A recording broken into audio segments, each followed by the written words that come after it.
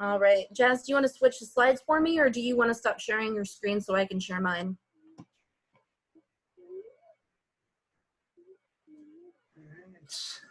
Awesome. Let's not do that. And we need to click record too, and I think we're good to go. Awesome. Yeah, we should be recording. Let me just make sure. Yep, we're recording, so you should be good to go. Okay. Share.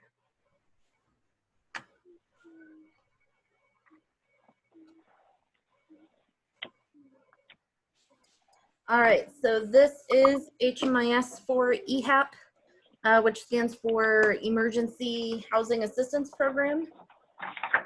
Welcome, everybody. Sorry about that last minute change of venue. A couple of things we would like to talk about first. Attendees need to please stay on mute to cut down on echo and background noise. We are recording this session, so we want as clean of an audio as we can get. Please put your questions in chat. They will be collected and addressed at specific points. We have several folks keeping an eye on that chat window to make sure we don't miss any questions. Any questions that we don't have time to answer during the webinar or need to do a little research on, we will follow up on afterwards. Or if you think of a question after we're done here, please contact your help desk and or your asset manager. So how do you contact the help desk, right? Well, it depends on which area you are in. So everybody by the end of this webinar should be familiar with which COC they are aligned with and who their asset manager is. If you don't know who that is, DOLA is on hand to help with those types of questions, as is the HMIS team to help you figure out which COC you should be connecting to with your questions. The way you put in information for questions, a ticket as we call it, is on Zendesk. You can email the appropriate email addresses. You can also go to Zendesk at cohmis.zendesk.com and click on the Submit a Request button. Either one of those will reach out to your HMIS team. The email addresses are also in the COC information tab on the homepage for Zendesk. I also want to point out that we will have some follow-up resources for you. We have an end user guide. Those of you who are already in HMIS might be familiar with the Clarity end user guide. We created a specific one just for the EHAP program that should have been attached to your invitation for this training, and we will also send out a copy of that when you get your credentials or confirmation that you have the EHAP program added to your existing credentials.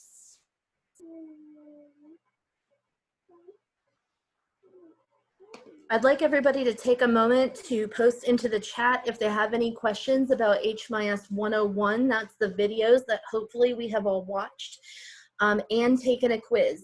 If you have not taken a quiz regarding HMIS 101, I want you to please put in the chat your name and your email address so we can make sure we get those quiz links to you. We will be verifying that both HMIS 101 are, the quiz is complete with an 80% or better, and that you've attended this webinar before we send out those credentials. Any questions so far?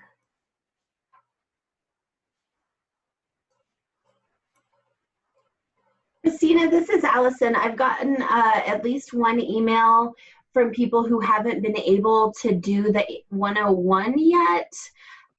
So they're asking if it's better to wait rather than getting on now and do this training later, or if they should join now anyway. No, they should stick around now. This is the only live training that we're going to be doing. Anybody who doesn't take advantage of the live training will have to watch the webinar after the fact. Okay. So we won't be taking too many, if we do get questions that are covered by that 101 training, we will then refer you to that training.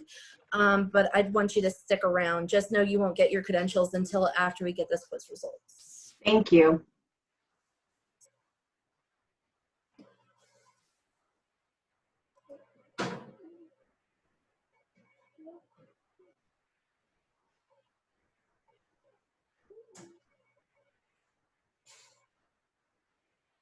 So I saw a question pop up. If you are an existing HMIS user, you do not need to take the 101 training again. The 101 training is only for folks who have not gone through HMIS training previously.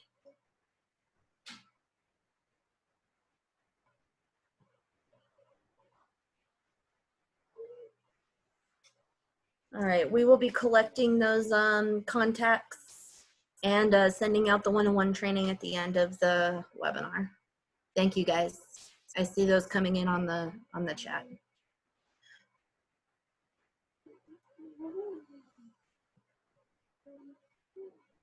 When you do log into Clarity for the first time, the website is cohmis.clarityhs.com. You will be provided a link in your welcome email, so don't feel like you need to jot that down now. But this is what the screen looks like. Instead of entering a username and password your very first time around, you're going to click on this Forgot Password option instead.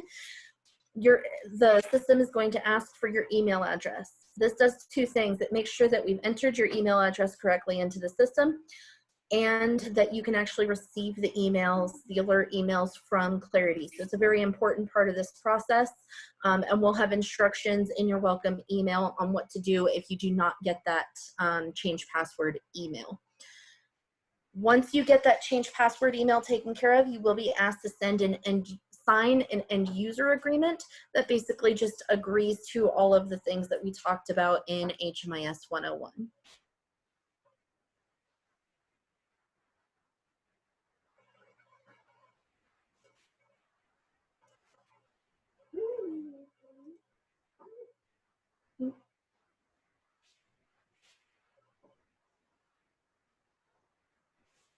All right.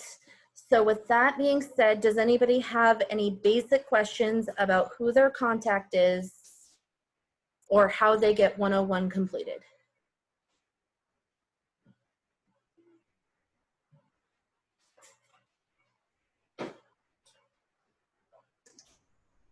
If you do, just type it in the chat and I can take it from there, Christina. All right. Then I am going to stop my screen. If Jazz, you're ready to talk about HMIS? Yep, I'm ready to go.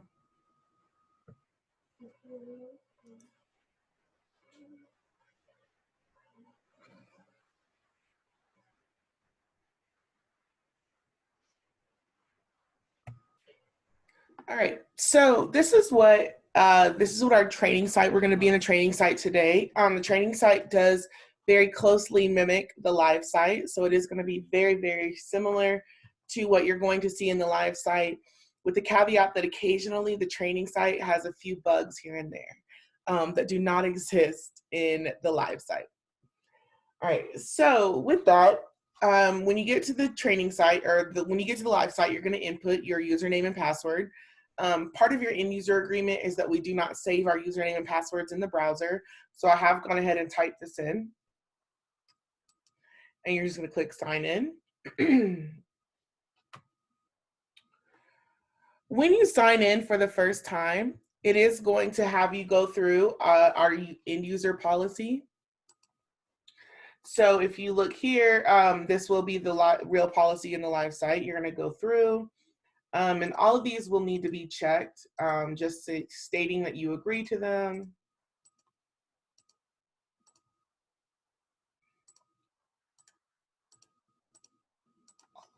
Sorry. And then down here, you'll see these boxes. You can use a mouse to click and drag to sign these. You will need to click apply to apply the signature. And then that will be signing your end user agreement for the first time in the system. Your end user agreement will need to be signed yearly, and the system will prompt you whenever it's time to sign another one. So when you log in, this is what the system is going to look like. When you're first looking at here, you're going to see up here in the top right-hand corner your initials. If you click on your initials, you can go into your account settings. In your account settings, you can see if your name is misspelled or something, you can change it. You can update your email, but we do ask that it is your work email. If your name changes for any reason, please just shoot us an email at the help desk so that we can keep track of your name change, just so that we know that you're supposed to be in the system. You can update your password here. If you hover over this little question mark, you'll see all the parameters that you need to meet. It's an uppercase, a lowercase, a numeral, and a special character. It also cannot be the previous 3 passwords that you use. So this is where you can update your password. Again, in the top right-hand corner, there is going to be your name, and underneath your name is going to be your agency. If you already have access to HMIS, that means you have access to the agency that you work for. In the system, in the HMIS system, the EHAP agency is listed as a different agency. So you'll actually have a little arrow here that will allow you to switch agencies between the 2. This particular account only has access to the EHAP agency, so that is why it doesn't have an arrow. But if you already have access, then you will. Wait, let's see. All right, Jazz. Didn't realize it was going to pop up on you. I added one for you, so it would have the drop down. There we go. So if you have access to like the MDHI training agency, this is what it'll say, and you can just swap between the 2. Thanks for that. All right, the search button is always going to take you back to the home screen no matter where you are. So if you click anything and you can't find where you are, if you click search, it'll take you back to this screen, which is our home screen. Here is what we call the launcher waffle. In here, you can set appointments with each of your clients, and I will briefly go over that as we get into the system. In this calendar in the system, you will be able to see someone's name, who the appointment is with. You can export this calendar, and if you export, it will only export with the client's unique identifier. And then everyone in the system can actually run some of the canned reports that we have here. That is outside of the scope of this training, but on our Help Center, we do have some more information about running reports in order to keep your data quality clean. So now we're going to get into the process of what you're going to be doing. When your clients show up, we have to first search to see if they have a profile that already exists. The first thing that we search for is someone's name, but this is a very smart search function, so you only need to search for the first few characters of the first name and the first few characters of the last name. For example, if we were looking for myself, I only need to put in JAS and FOS for it to pull up a full profile that has my full name in it. If this is the profile you want, you can click this edit button here, and it will take you to the client's profile, if they exist. Again, search to take you back home. So if you, for example, if we look for Matt, Matt does not exist in the system. So if you look for a client's name and you cannot find it, the next thing that we search for is their date of birth. We do have to search for multiple parameters because names are something that are often misspelled. So you can then search by birthday.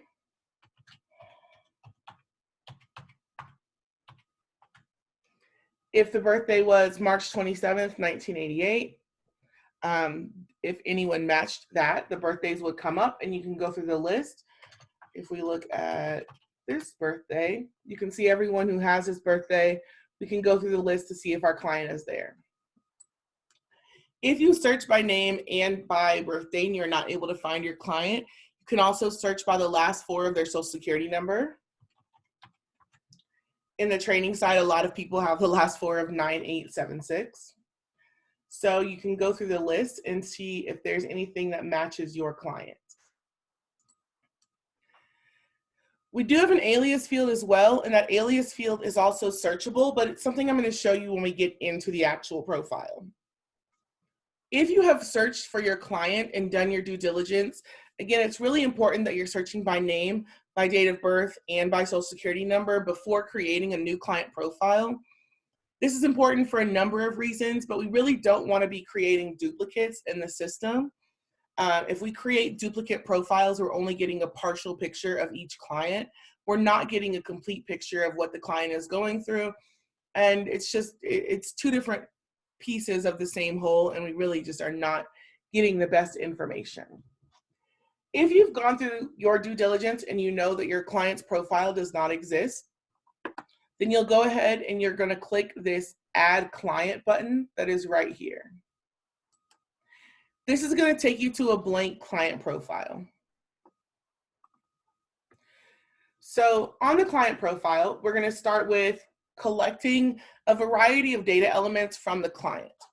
When we collect these data elements, we also will need to notate the quality that we are collecting from them. If we look at quality of Social Security number, you'll see it can be full Social Security number reported and approximate or partial Social Security number reported. And we will have 3 additional options: the client doesn't know, client refused, and data not collected. If the client doesn't know, or doesn't, for example, Social Security number doesn't have one, we're going to enter in the default information. And what we do is we enter zeros for any missing digits. So all zeros are the default. So if a client only knows the last 4 of their social, we're going to enter in 5 zeros and then the last 4. If you do that, the system will automatically let you know that this is an approximate or a partial Social Security number recorded. It already recognizes that. Let's see here. Sometimes if you put a Social Security number in the system, that already matches a profile, you'll get this pop-up. And this pop-up says an existing client has been found matching the Social Security number entered. Would you like to load that client instead? You do not click cancel. We always click OK. OK is going to take us to the profile that is already matching this Social Security number, just to make sure that we're not missing something. While it is possible for 2 people to report the same Social Security number, it's not super likely. So we just want to make sure that we're not creating a duplicate. Today I'm going to click cancel. All right. So again, we have those 3 additional options. If a client doesn't have the Social Security number, we're going to enter all zeros and put client doesn't know. Clients are not required to give you this information. And if they do not want to, we would enter in the default and put client refused. Data not collected means that you didn't get a chance to ask the question. This typically happens if you have someone filling out paperwork and you're doing the data entry later. They've left it blank and the client is already gone. We don't have a way of asking them this question, so that would be data not collected. Last name and first name is all that's required in order to have a full name reported. If you look at this quality of name, you will see that it does say partial street name or code name reported, but we do actually have an additional field that we have listed for someone's alias for a nickname, and that is a searchable field on the front screen. So we would want to collect their first and last name. For today's purposes, I'm creating a duplicate. Do what I say, not what I do.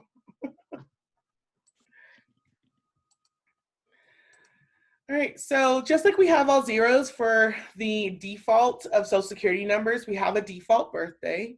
That default birthday is 01/01/1900. So if a client gives you the month and day, then you're going to put the month and day, the year being 1900. If they don't want to give you the month and day, and they only want to give you the year, you would enter 01/01 in the year that they gave you. In this instance, it will be a full date of birth. Mine. If a client has a middle name that they want to share with you, this is where that field is. It's not a required field. So if a client doesn't want to tell you their middle name, they don't have to. It's just here. If your client has a suffix like junior, senior, etc., this is where you can select it. There is an alias field in the live site. This has an actual text field that you can type in. And in the alias field, you can put as many nicknames or street names as you would like. You can put the name, a comma, and a space, and then the next name. So they just need to be separated by a comma and a space. And you can put as many as you want. Occasionally for profiles that already exist, you're going to see information in this field, and it can be just strings of alphanumeric characters. Please do not delete any of the information that's in the alias field. You can add to it by, again, just ending with a comma and a space, and then you can add whatever information you need to add to that field, but please do not delete anything from this field. Gender, race, and ethnicity, these are all client self-report, not what you observe. This is what the client tells you. So here are the options for gender. We have female, male, trans male, gender non-conforming. Again, we do have client doesn't know, client refused, or data not collected, if that is appropriate. Here are the options for race. The top 5 options are multi-select, so you can select more than one. And ethnicity comes down to non-Hispanic, non-Latino, or Hispanic Latino, again with the caveat of client doesn't know, client refused, and data not collected. You'll notice that if we look here, we do have the options for Hispanic or Latino. That is not an option that is under race. That's because we collect this information the way that the census does. And the census says people that are of Hispanic or Latinx descent are actually, that is their ethnicity, and that their race is marked as white. Clients are not required to agree with that. They can absolutely refuse to have their race identified as white if they do not want to. But that is just the way that the information is collected by the census. So let's just pick some. All right. So if you are inputting an adult, and again, if you've done it, the age will be calculated here, and it will say that this is an adult. All adults will have a veteran status question. Here it is going to be yes or no. If you answer yes, there are these additional questions that will not be required to be asked. You can just leave these blank. If you scroll to the bottom, you'll see that there's not a save button yet. It actually says, please fill in a release of information form. That release of information, if we scroll to the top, is up here on the right-hand side. So if a client does sign a release of information, we use release of information to share these profiles and things across agencies. So if a client signs a release of information, the permission would be yes. The start date is going to be the day that they sign it. The end date is going to default to 7 years later. And you're going to be marking, sorry, Christina, go ahead and correct me if I'm wrong, signed paper document for everyone. That is correct. Signed paper document, and then go ahead and show the location. That location is going to be the electronic record that you're keeping for DOLA. Correct. So if a client does sign a release of information, it's always going to be signed paper document, and the location is always going to be the electronic record. And that's, so like we'll just put ER for DOLA. You would put the actual one. And you'll see there's an add record button here. If a client says yes to signing a release of information and you have that, that's great. You mark yes, you mark signed paper document, ER for DOLA, and then you are done. If a client does not sign a release of information, then you are not finished and you will have an extra step. In this instance, we'll say no, and we can add record. This is going to create the client profile, maybe. Oh, okay, we'll just, training site thing, ignore that. All right, so the profile is going to be created. You immediately need to go here to this client privacy shield. And up here, you'll see the client privacy has public and private, and public is underlined. You need to swap this to private and click Save Changes. So we immediately click the client privacy shield, we change this to private, and we save it. If you've done it correctly, you'll see this little lock here that appears, and that is only for clients who refuse to sign a release of information. So we can create their profile, but not share that information with other people.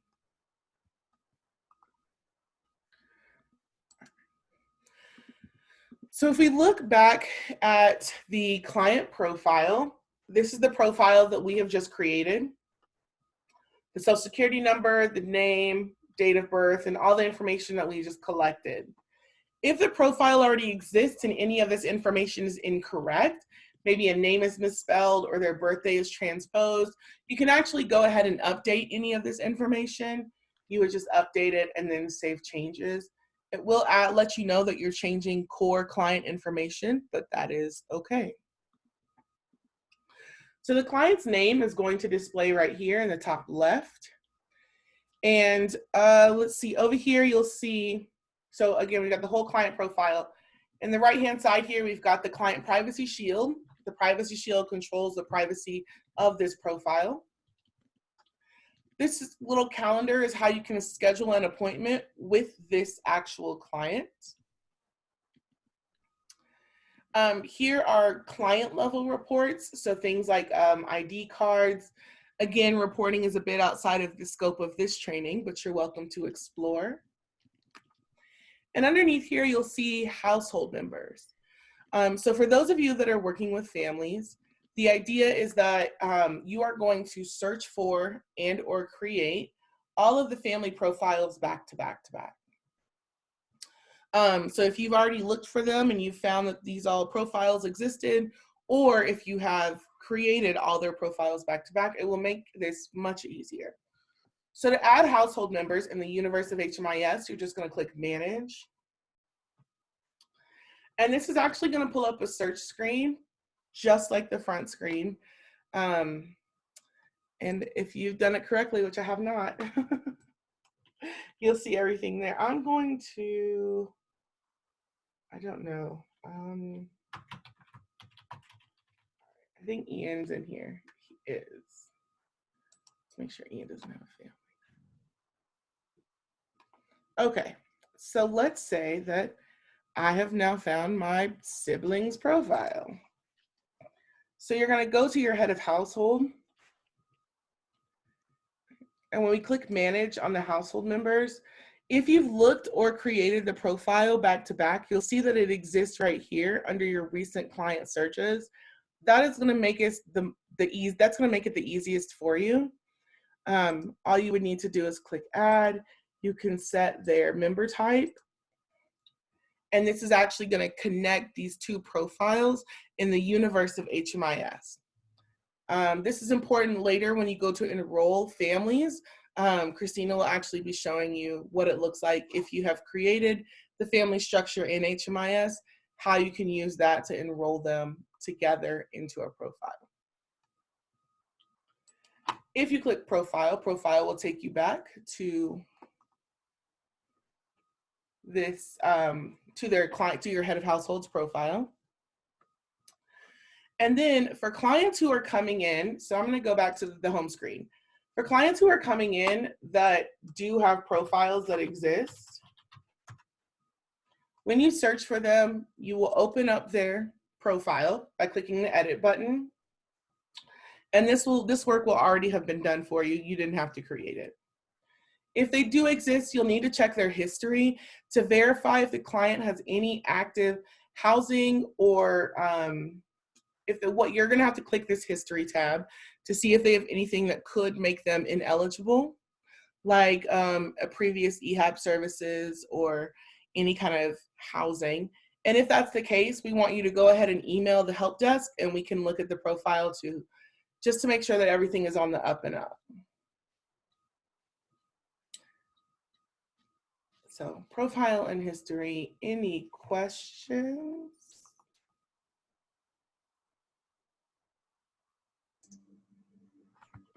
Nothing coming in yet, Jazz, but I'll let you know. Well, Christina, do you want to go ahead and pick up from there?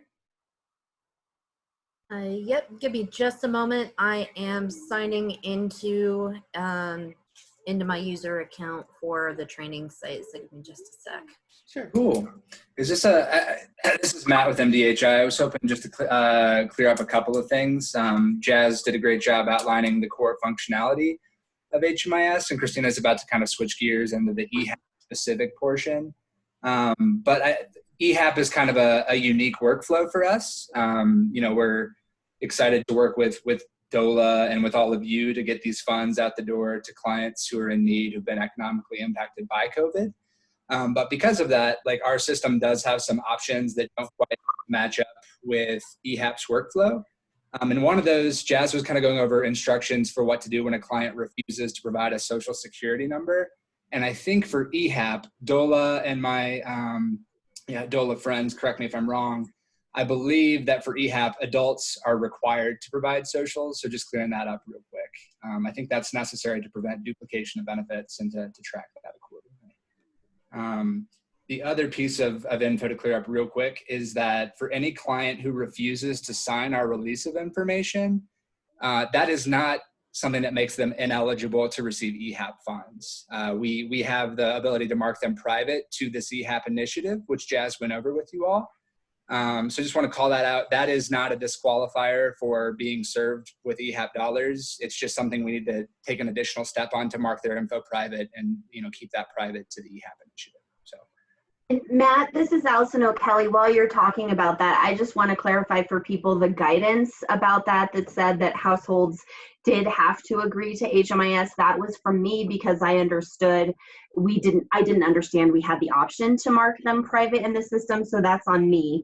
We do want to make it clear if a household declines, we still need to be able to check duplication of benefit. So can you go into that just for a minute about how that works with marking them private in this single agency in case that's confusing for anybody? I'll go over it again as well as okay. An alternate way to mark an existing client as private. But we did get a question online or in the chat about last four of socials. Is that allowable or do we need a full social for the EHAP clients? Can you answer to that, Allison? Obviously, a full social would be ideal. Really, the reason that we're requesting it is because we want whatever ID they provide to be able to have that be unique information when they're looking up a household or a person in HMIS in the event that there are 87 John Smiths in there.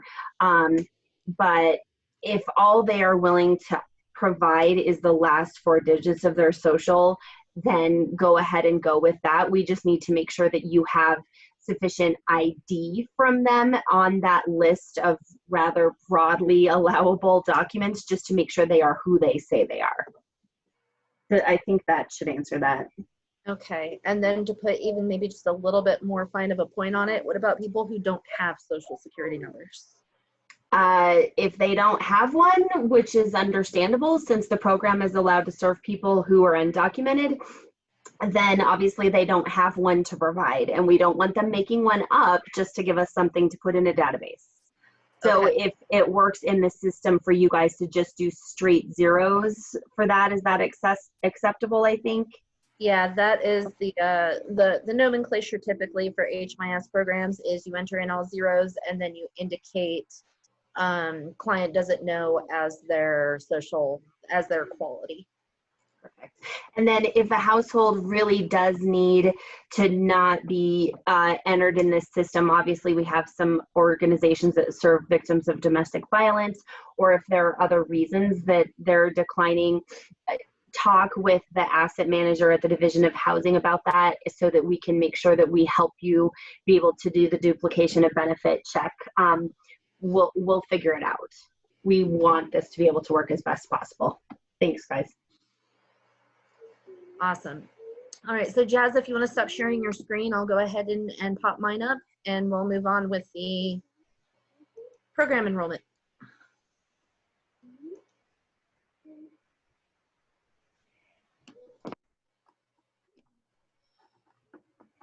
Awesome. So I am going to work with the same family that Jazz just put together, which was, I believe, Jazz and Ian, and Jazz was my head of household. So I'm going to look for, and we have two Jazzes here. Technically, we have a duplicate on our hands, but knowing that this is the training environment,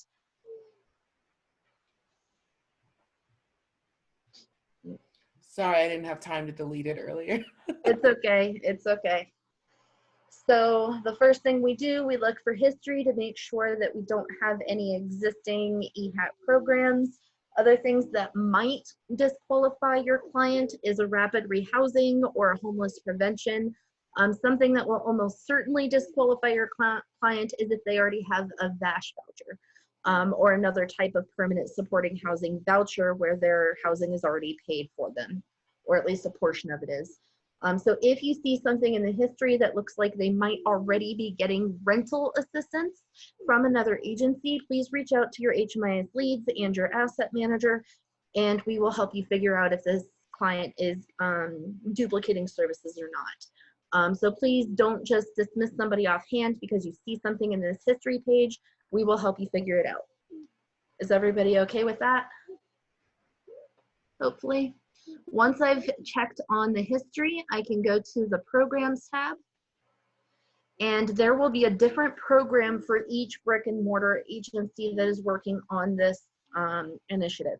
So if I work for Salvation Army, I will look for the program that says Salvation Army. I'm going to say I'm a member of Agency A, and I want to make sure that I'm not just enrolling Jazz Foster in this program. I want to include her sibling, Ian Fletcher. We're helping both of them, so we're going to make sure both of them are included in our program enrollment before I click enroll. This part is really easy to miss. We will show you how to fix it if something happens and the whole household didn't make it into the program. But the easiest way to save yourself a lot of headaches is to make sure that everybody is involved right from the get-go. If you have a household member in your household that does not show up under include group members, that means you need to go back to the manage household members before you enroll them in your program. Save you a lot of headaches that way. Once I'm happy that I have my entire household, I'm going to click enroll. And it's going to ask me a whole series of questions about my head of household. This is why it's so important that I'm on my head of household's profile, because it's going to ask me a lot more questions about my head of household than it would, for example, for a 6-year-old child who lives in the household. One important thing that you guys are going to have to keep in mind, I know that you guys have been working on this project already, and you have quite a few folks that have already put in applications. This program start date needs to be the date that you started working with them, because we cannot have a project start date that is after the date that you're providing rental assistance. We need to make sure the numbers line up or it will break our reporting system. So please try to make sure project start date will always default to today's date, but I'm gonna say that I was helping Jazz all the way back in April. All right, we're gonna put in an address.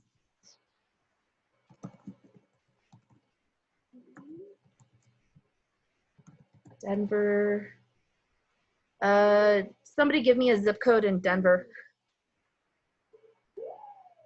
80224. Okay, 80224. Disabling condition is a little bit tricky in the regular HMIS system, but for the purposes of EHAP, we just want to know yes or no. If you want more detail about disabling condition, we do go over it quite a bit in 101. If you still have questions after viewing 101, please reach out to your HMIS lead and we will help you work that out. Housing type is going to be either owned or rented. In this scenario, I'm going to say that they own their own mobile home and that their monthly payment is $684. The next question is, was your employment terminated or temporarily cut due to the COVID-19 business closures? If your answer is no, you really need to think real hard about why they're even in this program. The entire purpose of this program is to assist those who have lost income due to COVID-19. So this should always be yes, kind of a benchmark for you guys to keep in mind why we're here and making sure we're entering the appropriate folks. Because my understanding, and Allison, please correct me if I'm wrong, is that if they don't qualify for the program, you do not need to enter them into HMIS. So we're not doing all applicants, just everyone actually receiving benefits. That's correct. If the agencies want to enter more people for their own recording purposes, that's fine, but we only want them, we're only requiring them for those that actually get served. Okay, awesome, great point to clarify. All right, next question is, at the time of the job loss, were you the owner of this residence? We're saying yes. Was the unit your primary residence? Yes. Did you file an unemployment insurance claim? I'm going to say yes, I did.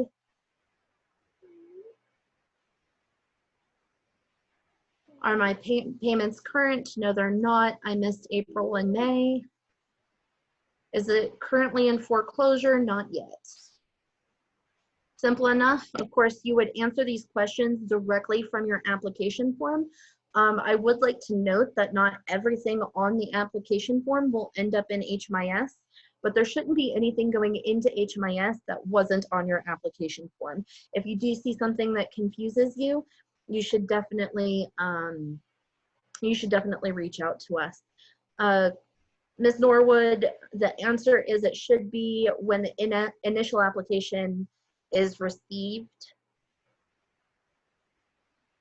That way we can take a look at how long it took us from application receipt to payment.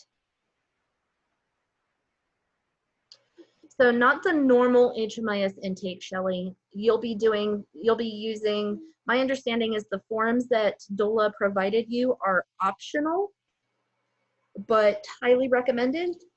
And you will not need to do the standard COHMIS intake form. Any portion of that information that you need is on the paperwork that DOLA provided. Does that answer your question, Shelley?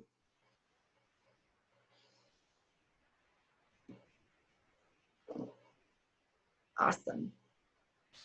All right. Here's a really sticky one. Other assistance received. Has anyone applied for assistance from any source? Yes or no? When you say yes, we have this thing we call conditional logic, where the follow-up questions will not show up unless you indicate the appropriate response. So that's something to look in for. Like if you're going through this form and you're like, wait a minute, it didn't ask me about insurance benefits, unemployment insurance benefits. Where did that go? It's probably because you didn't indicate yes on the COVID-19 assistance question.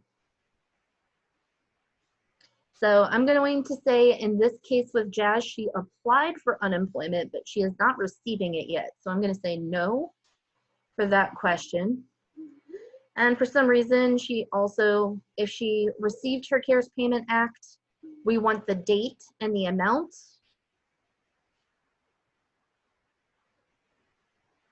And then if they received other financial assistance, we have an option for up to 2 different sources of financial assistance. If your client has more than 2 sources, let's say they got help from their church and they got help from 3 different family members, you would kind of lump those together into 2 different sources, one for the church and one for all of the family members combined. We did not set this up to allow more than 2 different additional sources of nonprofit faith-based city county assistance.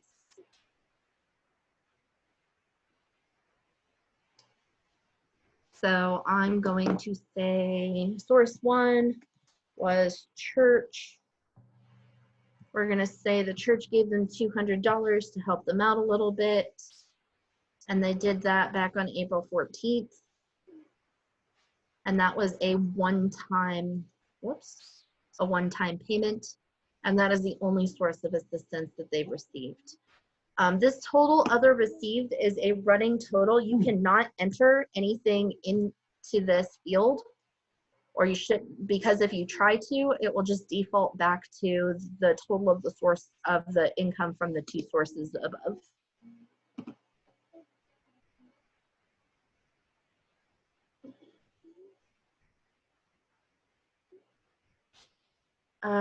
Can we enter the member upon receipt of the application, do this portion at a later date after approval? Will this document save if we do not complete? No. So if you do not complete the entire, if you don't complete all of the required questions, it will not save. But if you do need to leave something blank, like you don't know the amount, you can leave this entire section blank and then add it in later. Let me kind of show you what I mean by that. I'm gonna say, no, this should be a required question. So if I try to save it, it's gonna say, hey, we have not saved your changes because you missed a required question. But if you miss a non-required question, you can save and then change it later. All right, I'm gonna say total pre-COVID income was $1,200 a month and unearned income was $400 a month. Now these totals are coming from your application. We're not asking you to give us a blow-by-blow of all their different kinds of income. So you're gonna use that worksheet and the associated, I think there's like a HUD resource that you guys are using to help calculate your incomes. You're just going to transfer that information from the tool you're using into HMIS. And then I'm going to say, this question, do you have assets or own any property? This is in addition to your primary residence. So yes, I own this motor home, this mobile home that I'm asking for rental assistance on, but that's not real estate that I'm using for investment purposes. So I'm gonna say no. Once I've gotten through my head of household set of questions, it's going to ask me just a very few questions for each other member of the family. Start date, we want to make sure that it matches the head of household start date, unless the household structure changes, which we'll cover that in a little bit. And then the relationship. So this is Jazz's brother. We're going to say head of household's other relation member. And disabling condition, we're going to say he has a disability. That's why he's staying with his sister. She helps him out. That is really all we have to ask about additional family members. I know that there is this concept of a co-head of household or a secondary head of household. HMIS is not really set up like that. And it doesn't really matter as far as HMIS is concerned who your head of household is. Just pick somebody for the purposes of HMIS.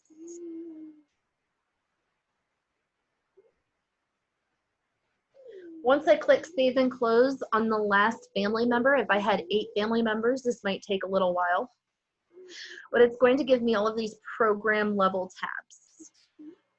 Now, if you need to update something from the enrollment, let's say we missed a family or a church payment, I can go back in here and adjust the number. So everybody see that? And then just save the change. I've got my green bar confirming my changes have been saved. So that's how you would go back and add pre-existing income after the fact. Then once I'm ready to provide an assistance payment, before I can provide the service for the assistance payment, we need to figure out how much rent we're paying, right? So if we go to assessments, it's going to ask for current household and income verification. Remember in the enrollment, it was asking about pre-COVID income. Now we're going to talk about income for the same months that you are providing the assistance for. And there might be some one-off scenarios about which month you're looking for assistance for. I encourage you to reach out to your asset manager for questions about income. And I do see some questions popping up in the parking lot. We'll try to get to those at the end. All right, so I'm gonna say that my assessment date, we were actually working with this client all the way back in April, right? That's my story, is we were working with them on April 1st. So we're going to say that as of April 15th, and this is part of the fun of doing backwards data entry. As of April 15th, their current household income at that time, we're gonna say it was $200. And they're still getting their $400 of unearned income because that is Ian's disability payments, for example.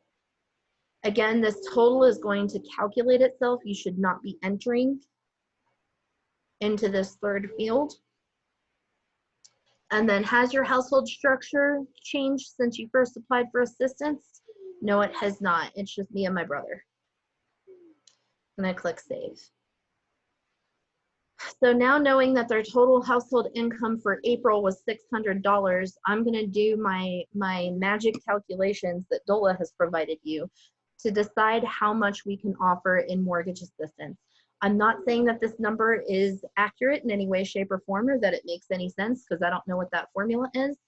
But the payment, I think I said, was what, $864? And you take whatever percentage of their income you think they should be able to put towards their own rent. You do the math voodoo. And forgive me for not being as specific, but if you want specific instructions on how to calculate this number, your asset manager, DOLA, is going to be your resource there.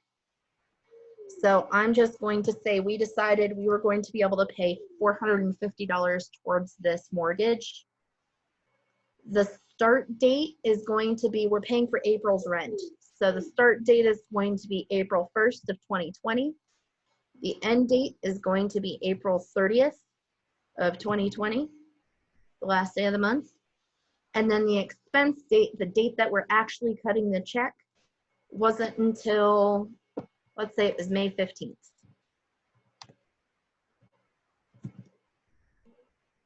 So this is telling DOLA that you made the payment in May, but you were paying for April's rent. Is everybody okay with that?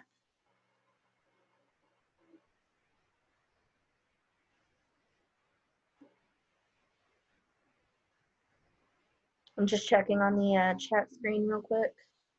We're still going on assets, huh?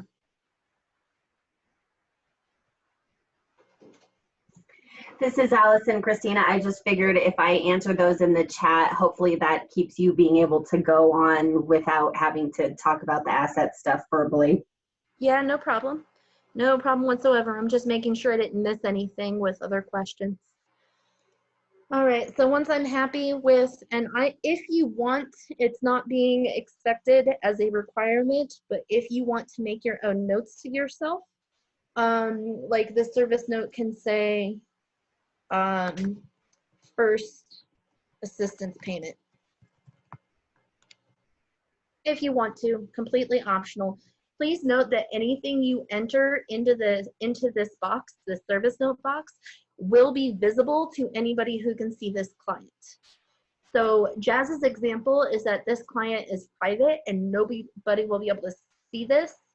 But if the client signed the ROI and that this person is visible, then everybody across the state of Colorado is going to be able to see that this was their first assistance payment. So please be careful what you put in the service note. We don't want any, juicy details, so to speak. I'm gonna go ahead and click submit, and it went ahead and provided the service. If I want to double check and make sure that everything went in okay, I can look at the history. And there we have it. You can also see this information at the client level history, which is how the next person will know if they go to agency B to try to apply for EHAP assistance. That agency B end user will be able to see they've already been enrolled in agency A. They've already received one payment in the amount of $450, and that the note says first assistance payment. If they are private, other members of EHAP will still be able to see this. You got it, Matt. Yeah, so EHAP providers will still be able to see this regardless. But for example, the regular Salvation Army employee that's working with people would not be able to see that this person even exists, much less that they had services. So this is Allison, just to clarify what I'm understanding from this question. So that means, since I'm more of a layperson, so if they're entered as or they're marked private, any of the users who were set up in the EHAP agency will still be able to see their entry in order to do the duplication of benefit check. But anybody else who works for that agency, that nonprofit organization that isn't a user for the EHAP agency will not be able to see that, nor would anyone who is in HMIS for a variety of other programs be able to see that person's entry, versus if it's not marked private, then anyone who logs into HMIS can see it. Is that correct?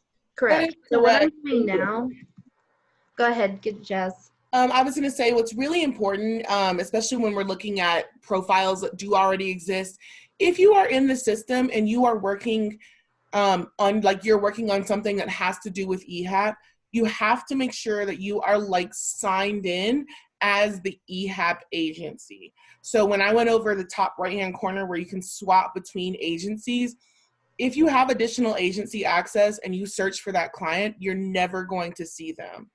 If you swap into your EHAP agency and you search again, that's how you would be able to see them. So if you are specifically working for EHAP, you need to make sure that you're under the EHAP agency in the system.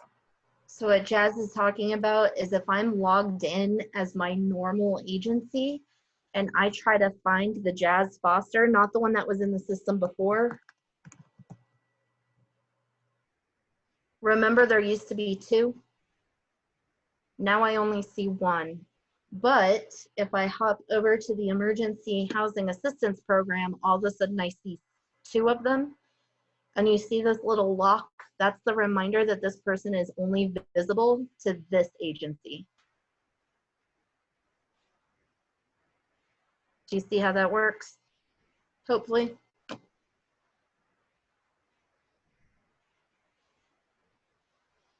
All right, so now I'm looking at Jazz Foster, and the real fun part about this is that Jazz Foster is private, but Ian Fletcher is not. Ian Fletcher already existed in the system and he had given permission at some point. I think it was this one. Yeah, it's that one. Yeah, so this guy had given permission, so his participation in this program will be visible, even though Jazz's is not. So if you want to fix that and just make this entire household not visible, or if you have an existing client in the system that does not sign the participation agreement or the sharing consent for the EHAP program, you can go into the program enrollment. So I've gone to programs, and now instead of being able to add them to the program, they already exist. So I'm going to open the existing program, and I'm going to go over to where it says assign staff. And I'm going to make this program enrollment private, which will make it private for Ian as well as Jazz. So if you're in a situation where the client already exists in the system, they don't want to sign the consent, if they already exist in the system, you will not be able to make them private. Let me show you what I mean.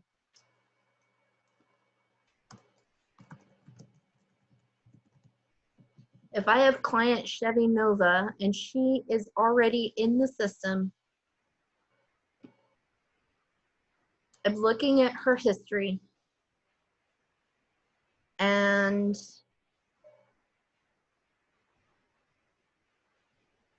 she is in EHAP Agency A, but she's also in these other programs.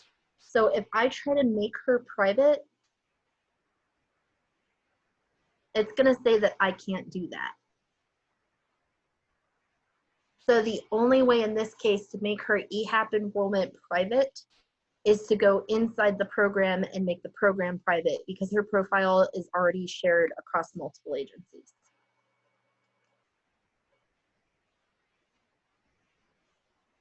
So I would then go to programs. I would go into my EHAP program. Right now it's being shared with the whole wide world, but if I wanted to change that, I just make the program private. And now if I'm logged in as the MDHI training agency and I looked for Chevy Nova,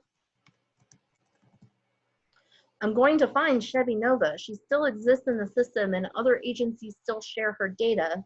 But if we're not sharing EHAP data, you see how it doesn't show up anymore? There is no mention of EHAP anywhere. So we can protect your clients from seeing participation in EHAP without impacting any of the other HMIS programs that they may or may not be involved in. Awesome. Thanks, Christina. This is Matt with MDHI. If anyone has any questions about marking records private or just consent in general moving forward, feel free to contact your HMIS lead or your asset manager, and we can work through those kind of unique situations as they appear. Yeah, so hopefully that was a pretty exhaustive explanation of privacy.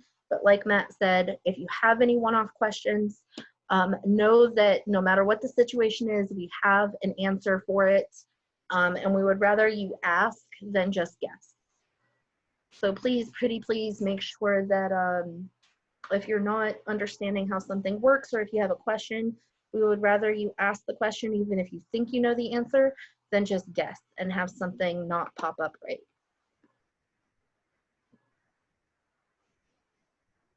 All right, so I've shown how to, let me go back to our training client, Jazz.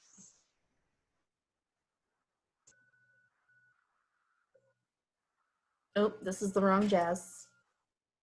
You know why? Because I'm logged in as the wrong agency. See, happens to the best of us sometimes. So now I see two Jazzes now that I'm in the right agency. I want Jazz, not Jasmine. Let's say that this same person needed assistance with both the mortgage on their mobile home, but they also need help with their lot rent. So I can also go to provide services for that same month and provide an additional $100 of rent. Oopsies, my bad. If you make a mistake like I just did and you hit enter too quickly, you may need to ask for assistance to completely delete something.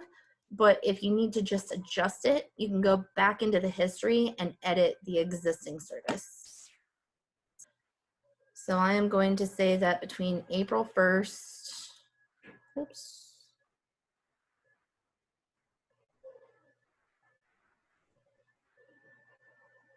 and April 30th,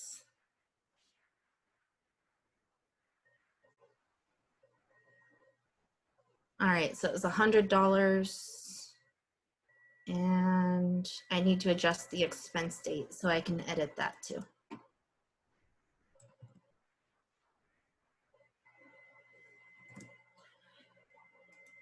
And that brings up a point that DOLA wanted us to point out to you guys, is it is possible to help with both mortgage assistance and rental assistance for the same month for the same client.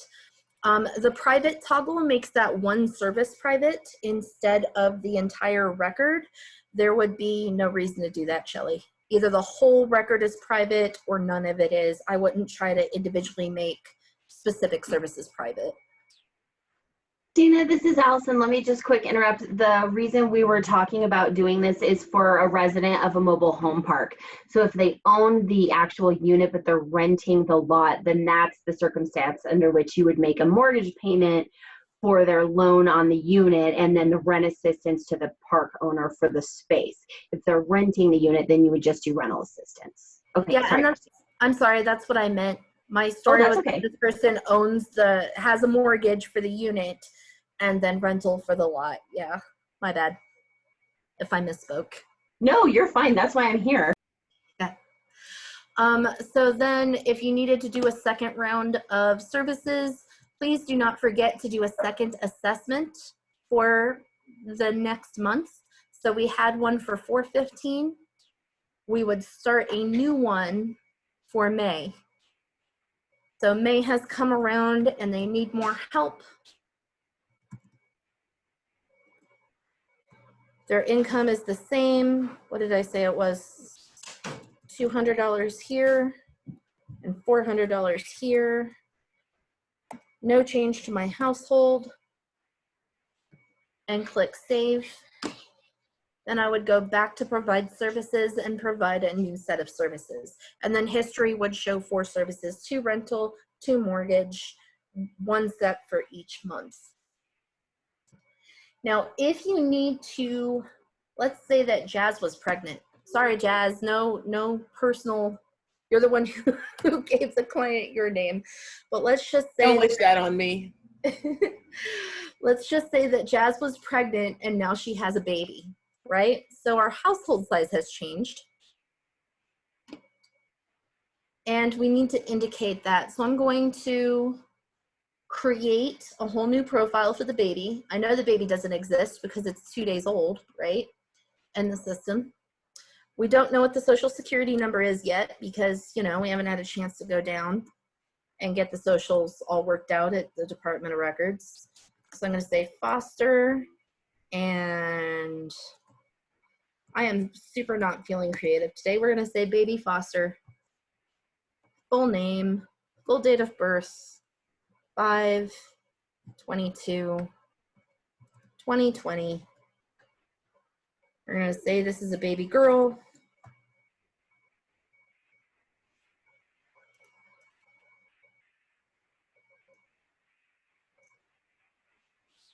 I'm sorry, I wasn't paying attention, Jazz. I don't know what the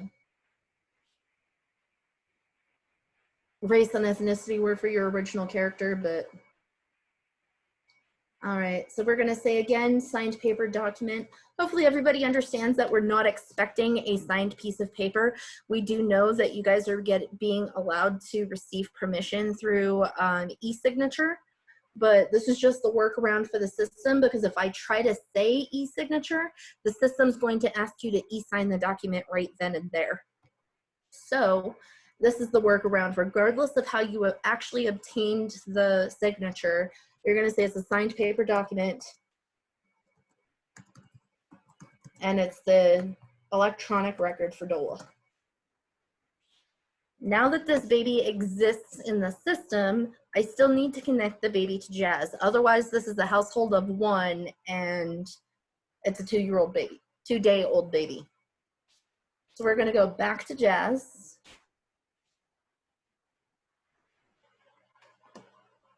We are going to add this baby to the household by clicking Manage Household Members. And since I've recently created baby foster, it's right here.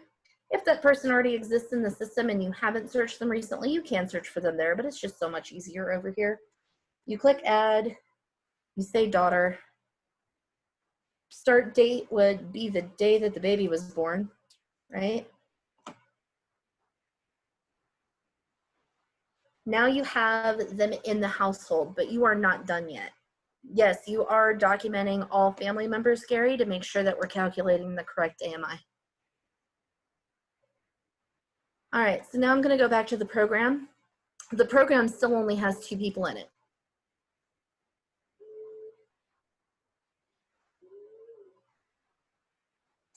See how we only have 2 people in the program?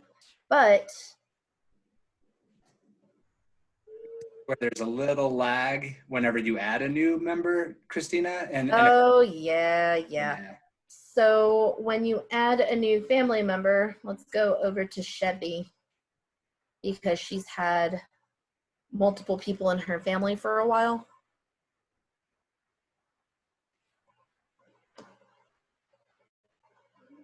So I'm in my EHAP agency. There are 2 people in the group, but there is a 3rd person in the household that was not included in the program enrollment. So I would then just toggle that person on and click enroll.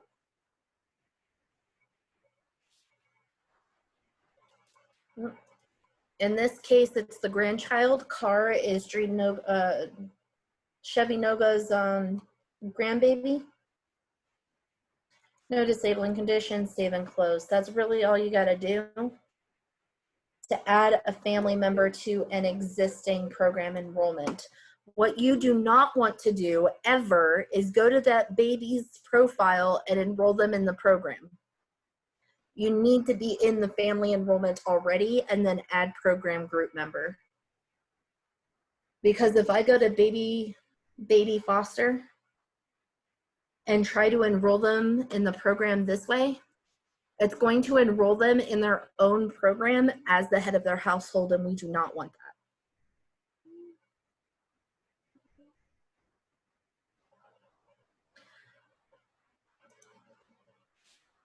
All right, I'll give you guys a minute to digest that and just look at my notes to make sure I haven't missed anything.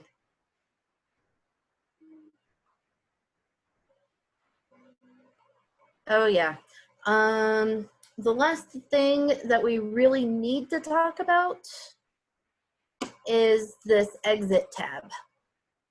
A lot of people, when they're in the system, all right, I've provided my assessment, I've provided my services, I'm going to exit out of this record, right? This does not just close the record for now, this kicks the person out of your program. So if I click this exit, it's going to ask me who I want to exit from the program. And then it's going to say, why are you exiting from them from this program? Where did they go? Please, if you are, there may be a good reason to exit somebody from the program. If you have maybe a pair of roommates that split up and the new roommate wants to apply for their own benefits, you're going to have to get them out of one household before you can put him in his own. But this should be probably pretty rare in the 3 months that we're going to be doing this for. So if you're tempted to exit somebody, we want to ask you to reach out to your asset manager and to your HMIS lead, because there are a whole lot of options here and they can get pretty tricky. So we would like the opportunity to A, make sure that this person really should be exited, and B, to make sure that we're exiting appropriately to the right destination. The other things that I kind of wanted to spend a little bit of time talking about are these contact and location tabs. It looks like we have some time, so I'm going to go ahead and cover it. If you go to contact, this allows you to enter an email address or a or a phone number to contact the clients. This is completely optional, but it might be useful for you if you want to track this information in HMIS. The other option for here is for location. You do have to enter their address in the enrollment itself, and that does not talk or communicate in any way with this field. So you don't want to enter it here thinking it's automatically going to flow into your enrollment. It won't. But if you felt like you needed to track their location, have a record of it, this is where you would put it. But it will also ask you for that same information in the enrollment screen. Do we have any questions about that?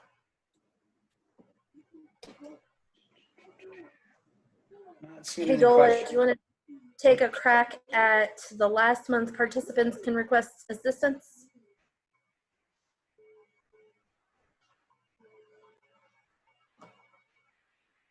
This is Allison. Sorry, I'm trying to figure out one more. What is the last month? Okay, so the purchase orders, the POGG ones that we have with the agencies are through July 20th. So you need to have incurred costs if you're going to submit to us for reimbursement rather than doing advance funds. You would need to have drawn all the funds from us by that point. We have a slightly longer period of time after that, just in case people are sending us requests to get reimbursed for the last part of it after that, so that we can actually pay out the funds to you before the emergency fund declaration ends. But to be clear, you need to have incurred the cost by July 20th, and ideally you should have submitted to us your payment request by then. That's the information that I have at the time. If that's obviously subject to change if the governor decides to do anything different, but I don't have any information about that at this time. Hopefully that answers Amy's question.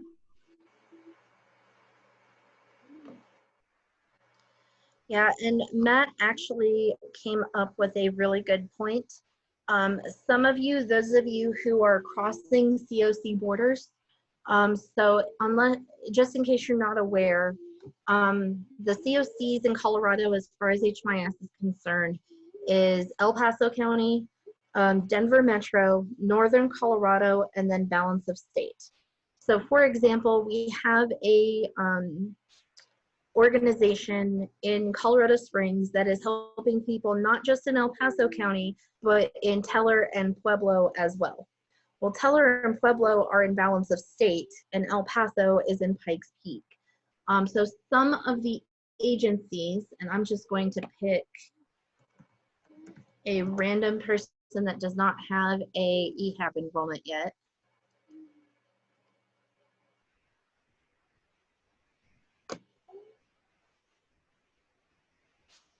If I attempt to enroll somebody in one of the agencies that crosses COC borders, you're going to have to know what county they live in, because this client location will ask you which of the 4 COCs they live in. So if you need any help with that, if you're one of those individuals that does cross kind of borders, we can help you crosswalk which county relates to which COC. But that will be something you'll have to be very aware of.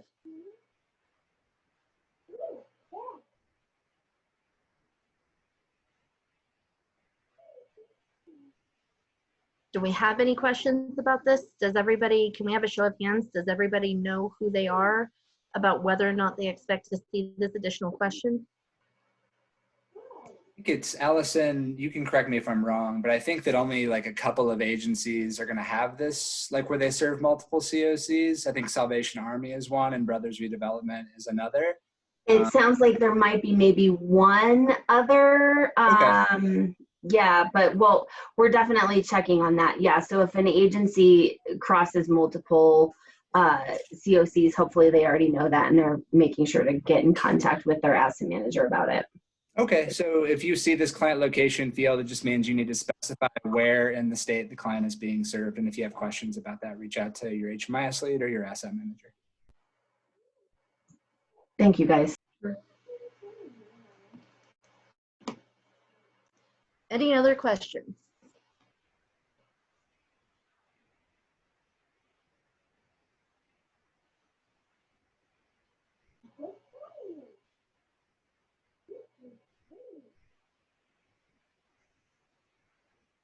Any questions about back entering data for folks that you already have been assisting?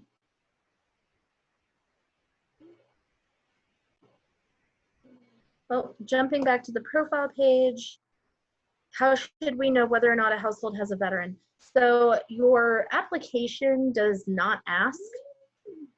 So if you don't have the information, just say don't know or data not collected. Really that field was left in the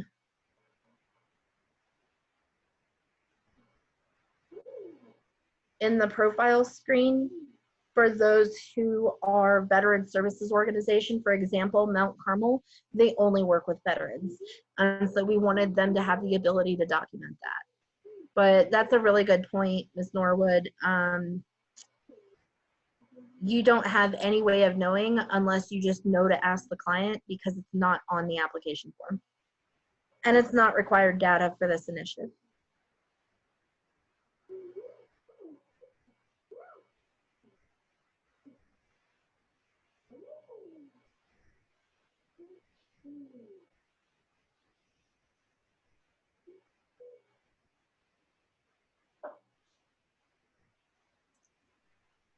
Hey, Christina, this isn't so much a question about EHAP or about, anything that has been covered.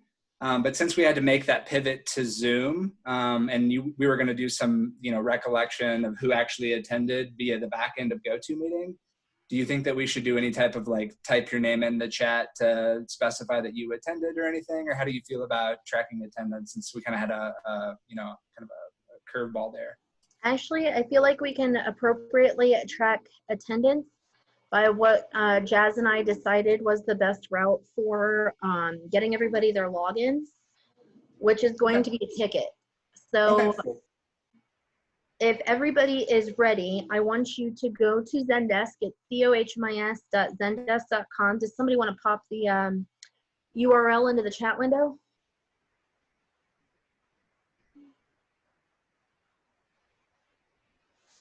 And actually, before we go through this process, Allison, is there anything else you wanted to point out, something that you feel like was missed, or maybe that you just wanted to highlight before we send everybody off into the world?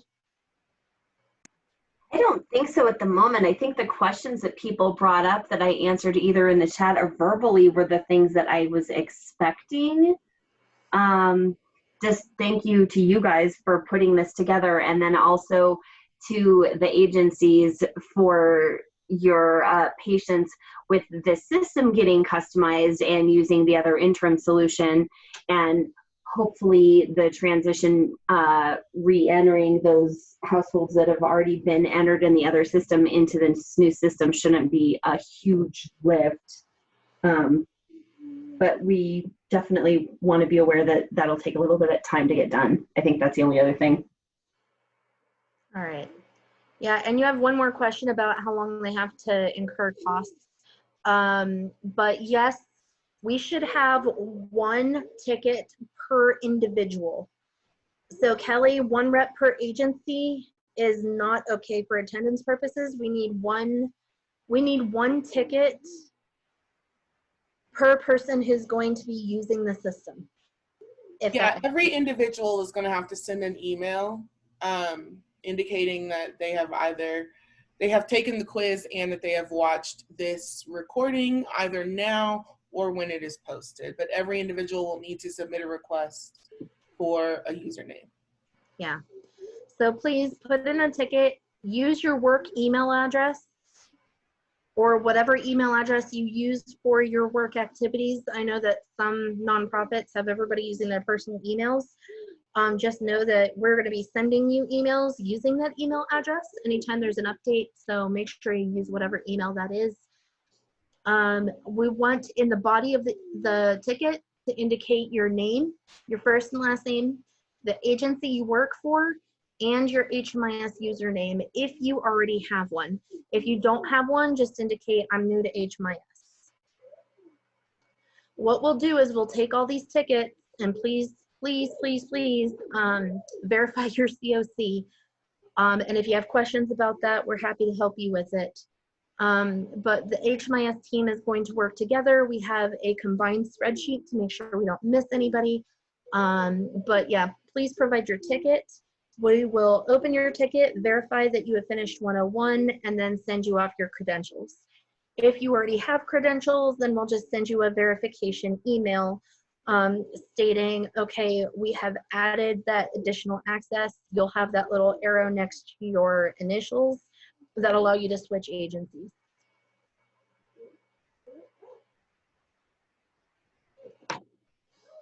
If you don't submit this ticket, like this is your proof that you watched this session all the way down to the end. So we're going to assume if we didn't get a ticket from you that you didn't stay on the call long enough to get the instructions. Hey, Jazz, do you have a preference for subject line? No. Yeah, I don't care what the subject line is, just as long as it's got those couple of things in the body. So the links so Matt put in one Zendesk link and then Connor actually put in a different one. The one that Connor just pasted that ends in the word new, is that the right one? And would that be helpful for me to go in and add into the notes of the appointment for this training? So if people need to go back and look at it, they can find it there. Well, no, so the idea is that people are going to have to watch this recording. Right. At the end of this recording, we have stated like where to go. It's just on Zendesk. The one that Matt sent is just the general help center. From that help center, we have access to all of the resources that Christina went over and that we've put together, as well as being able to submit a request in the top right-hand corner. The basic one that Matt sent is the general help center that everyone kind of needs to access, like that end user guide, or if you forget how to do household management, or if you want to run reports. It is to access all of those things, as well as be able to submit a ticket. Let me just show it on the, I think I'm kind of a visual person, so maybe seeing it will make more sense. Jazz is absolutely right, but maybe it'll be easier if you just see the difference. Yeah, I like the one Connor sent because it saves you a click. It does save you a click. But we don't want to share that information across because we do want people to actually have to go and watch this and then see this at the end. Yeah, please don't put it in the invite because then anybody who got the invite will have the link. We want people to get all the way through the recording to know what their next step is. Okay, that was what I was trying to clarify. Thank you. I won't do it. All right, so forgive the man behind the curtain here for a second. I was logged into the agent version of Zendesk, but in just a moment, it will hopefully pop up. Aha. So this is what it looks like if you don't have a login for Zendesk. When you go to the Zendesk, the main help desk site, and you click on submit a request. So this is the link that Connor sent that second time. This is the link that was sent out to begin with. That's really the only difference. It saves, like Matt said, it saves you the click. You put in your email address, you put in your COC, very important, so we know who to expect questions from. Whatever subject you think is important, but then the description, please make sure you put those couple of things, your name, the agency you work for, and your HMIS username if you already have one, or just that you need new user credentials if you don't have credentials already. No need to stress about the COC thing. Even if you cross COCs, this really, the putting in a COC is really just to auto sort it to who it needs to go to. But if you don't, or you select the wrong one, we are all working with each other, collaborating with each other. We're talking all the time, so we'll be able to get you to the right person. So no worries. Yeah, we can definitely follow up with you if we have things land in the wrong places. The point of harping on the COC thing is just at the end of this, we want you to know, whether you know right now or not, at the end of this, we want to make sure you're aware of which one you should be communicating through moving forward. Just make it easier on us and get your questions answered faster. But yeah, this is the Zendesk ticket, and then we will work through all of those. What we will do on our end is we will take these tickets, we will compare your email address against our list of people who have taken the 101 quiz. If you haven't taken the 101 quiz yet, we will reply with the link for you to take said quiz. If you have taken the 101 quiz, we will go ahead and get you your credentials. If you already have credentials, we will send you the confirmation that we've added your additional agency access. Any more questions about that part or how to make sure you get credentials? I think there's a question about timing. Jazz, do you have any hard feelings? I know that I have cleared my afternoon to work on this, but I'm not sure that I know exactly how long it's going to take. I also don't know how long it's going to take. Let me just, I do have the rest of the day free, and so this week is my answer. Yeah, we'll take a look at who attended, who's done 101, and that kind of determines when you get the access. But it should be, you know, once we have that part sorted out, it should be pretty straightforward. We can get those tickets updated and sent to you certainly this week, like Jess said. So. And then, yeah, we'll be posting that, the video, this recording, as soon as I can, which is very soon, hopefully. And Jazz, if when that's all available, if you want to send me an email with a link to it, I can forward that information to the whole distribution list for that I have, to make sure that everybody gets the link to it, so you guys don't have to try to just get it to everybody out that way. Okie doke. Awesome. The last thing that I kind of wanted to point out was we did create a couple of training logins connected to our training website if anybody was interested in practicing before going for the real thing. If you want a practice login, please send us an email or put in a separate ticket requesting that, and we will address those individually. You know, we want to make sure that you have every opportunity you need to be competent. So if you're one of those kinesthetic learners who learns by doing, I know that for me personally, I'm happy to walk anybody through some rough patches or to offer additional resources for anybody who has follow-up questions, either now or when they get in the system and go, oh my gosh, I didn't think of this question, but I don't know what to do. Please reach out.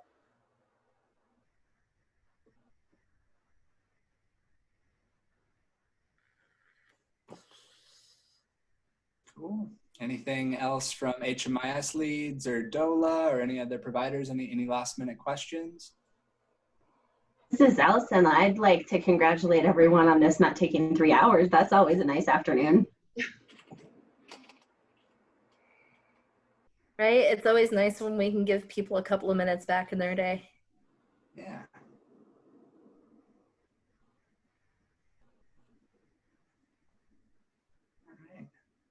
Well, good deal, friends. Thank you for everything that you're doing to help these households out with, this EHAP assistance. Thanks to DOLA and to the rest of the HMIS leads for making this come together. And again, thank you for your patience. And if you have any questions, feel free to reach out to your HMIS lead agency or your asset manager, and we can take it from there.